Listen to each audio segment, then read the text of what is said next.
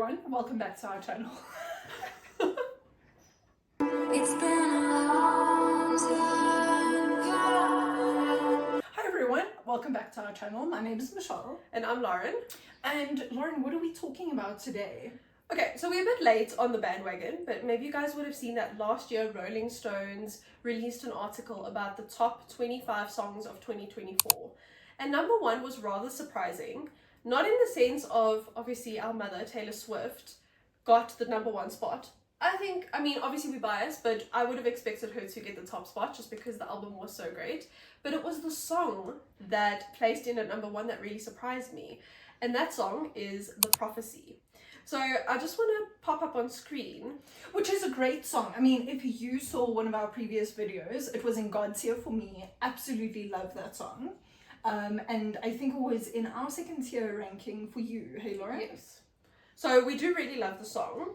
So if you have a look, so The Prophecy here, I really chuckled at the first line of the article. So the author writes, "It's a pretty little song that wants to fuck up your life," which is quite funny. I do like that introduction. Don't know if it's a pretty song, but we'll get to our discussion around that.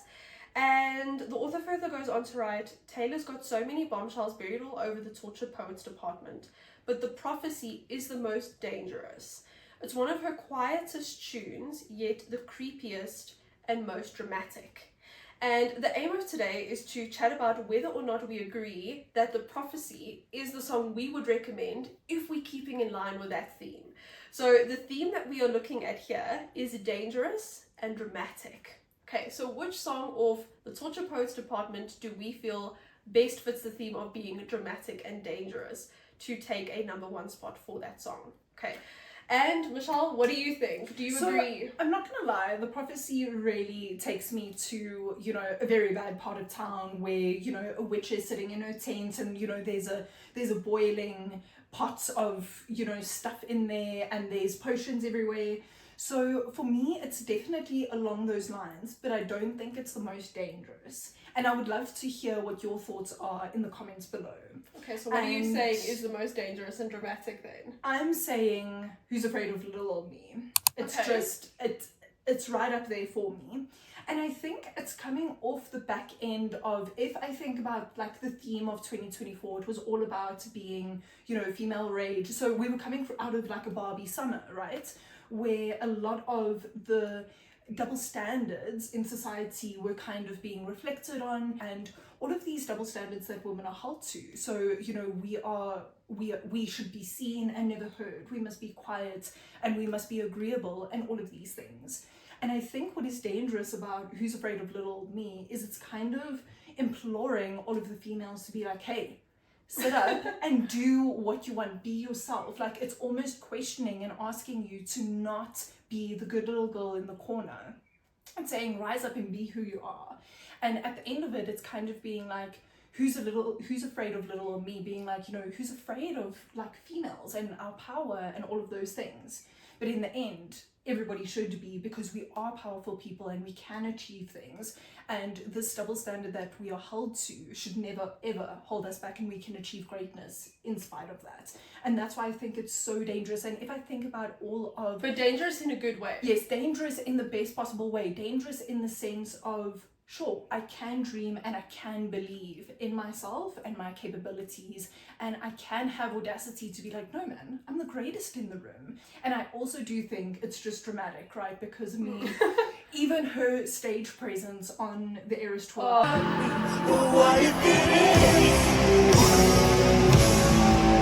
Say they didn't do it to hurt me, but what if they did? It was just like, girl, you go, you do it. And it was dramatic in the best possible way, just to suit the tone of the song. And I loved it. So that's going to be my number one song. And even like you say, the way that was depicted in the Eras tour as well, it was so overboard and so over the top. But it's good in the sense that it's encouraging us to be our over the top selves and not to be scared of embracing that.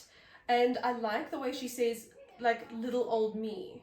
Like, I feel like that is just such a good play on, that line, to almost like you'll minimize, like, if, for example, if you like someone compliments your outfit, how many of you have said, oh, this old thing, or like this Yes. little old thing, for example? Like, you always want to diminish and not own, you know, your power, not own how special you are. And I like that she does that in the song. That being said, though, that for me is not the most dramatic and dangerous song. What? No, guys.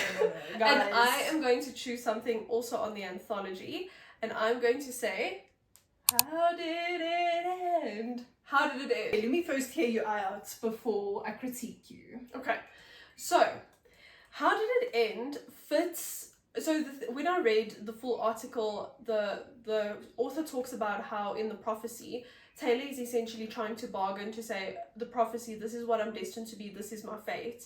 What can I do to change it? Like, I'm gonna try in all of these different ways to try and change my fate, but it's basically set in stone. And how did it end also gives that to me. But to me, it just feels a lot more heartbreaking. Where she says, so in the beginning line, we hereby conduct this post-mortem. And that's already setting the scene to be like, okay, gets me. Okay, we're doing the thing here. We are going to dissect this thing, and we are feeling already that grief and loss right out of the gates. And also when she starts talking about, I love this line, let me just get it quickly. A touch that was my birthright became foreign. That line for me is actually quite a good play on the prophecy, because in the prophecy you're talking about what you're destined for. Okay, so in the prophecy she talks about how she's destined to, she sort of has this success, she has this money, but no one wants her company. And here it's another play to say that she thought that her birthright was his touch. She thought she was destined to, she was entitled to have this, and it actually became foreign. So the prophecy, or the wish that I could sort of say that she had for herself, is now gone, and she has lost that. And now we're going to sort of see how, you know, this loss becomes something that she needs to dissect and needs to understand. And again, why I say it's dramatic, I feel like a lot of people might say that comparing, you know, this relationship to a death, dissecting it, talking about a post-mortem seems dramatic, but I think it effectively sums up feelings you have when you've lost something so important to you, and they're still alive. But that loss of, you know, they're still around, they still might be visiting the restaurants that you guys visited together, they going on living without you, they pick up their phone and it's not to text or call you. And that, when you thought that that was going to be like end game, that is sad. And the way she just plays on that whole song, it kills me more than the prophecy does, and that's why I had to recommend this song. Even now when she says, come one, come all, it's happening again, and you can picture, like, you know, people gathering around to like sort of delight in somebody else's misfortune, to be like, oh, it's happening again, another breakup, another man gone down the drain. And I don't even think that could be described as dramatic in her life, to be honest. No. If it had to happen, let's say to you or me, okay, that would be an over exaggeration. But for her, literally, I mean, headlines upon headlines upon headlines reporting about her love life. Sure. And for people to watch the carnage, I mean, we always say, you know, for example, if there's a car accident, like, it's, people want to slow down to see what happened. Like, you can't help yourself. It's like that morbid curiosity. And once again, she's comparing that to be like, people are now morbidly curious to be like, oh, how did this happen again? It's happening again. And that is so heartbreaking. And then the last thing that also, you know, sort of sinks into that for me is, lost the game of chance. What are the chances? And I think, you know, when everybody takes a chance, we all think it's going to work out in our favor. When we make a bet, or we like bet on something, you know, we have that hope that it's going to work out in our favor. And here she's saying, I lost the game of chance. What are the chances? And I feel like we know that the chances are going to be 50-50, but in our mind going into this thing, we always think the odds are going to be in our favor. And we always get surprised at the end of the day if it doesn't turn out to work out in our favor. And I love the play that she's done on that. And then, of course, we have to get to the play on, we were all, I mean, we were in primary school, and then you were seen like talking to a boy, and then everyone would be like, sitting in a tree, K-I-S-S-I-N-G. And that is like a playful, you know, the beginning stages of love. People are speculating like, oh my gosh, are they together? And then for her to turn that into, we're sitting in a tree, but not Kissing Dying. I can't get over that. When I heard that, I was like, how did she think about doing that?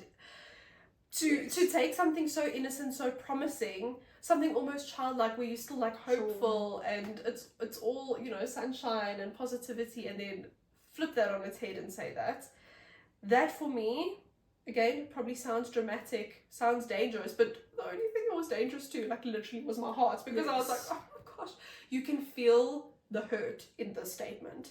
We've got to just give a shout out to Stockholm that heard this live. Wow. I haven't stopped listening to that particular version, just because I think you can hear all of like the emotion in her voice when she sings that live. How the dead rattle breathing. And Even better. Yes, and you can hear that Shawman, she just hits all the right notes, and you can just hear the sadness that all of these feelings bring up when she sings that song. And yeah, it's a beautiful song. It is a beautiful song. It's such a beautiful song, but it really does, like, it takes you to her. It almost feels like I had a front row seat to watch her go through these stages of like analyzing what went wrong and trying to figure out. And then for me at the end, I still don't know, how did it end? I think that for me is the worst, to even go through something and then at the end not have closure or not have answers to your questions. Wow. So I can almost see how, you know, she put her all into this relationship, and then yeah, it crumbled, and she was left in a heap on the floor. So yes, I completely understand why it's one of the saddest songs on the album. But to a certain extent, I don't think that she's being dramatic at all. I think she's just feeling what she needed to feel. And if she wasn't feeling those things, then I don't think she gave it her all in the relationship. So yeah, I completely agree, but I still think I'm right in this regard. So please do let us know below what everyone thinks. What song do you think fits the theme from Rolling Stone's #1 dark dramatic theme? What would you have put there as #1? We'd be keen to hear your And thoughts. yeah, please let us know which one of us are right, because that's the main reason why we have this channel. Thanks so much everyone for watching, and please remember, you can still make the whole place shimmer. Till Have a next good week, week, guys. bye. Cheers.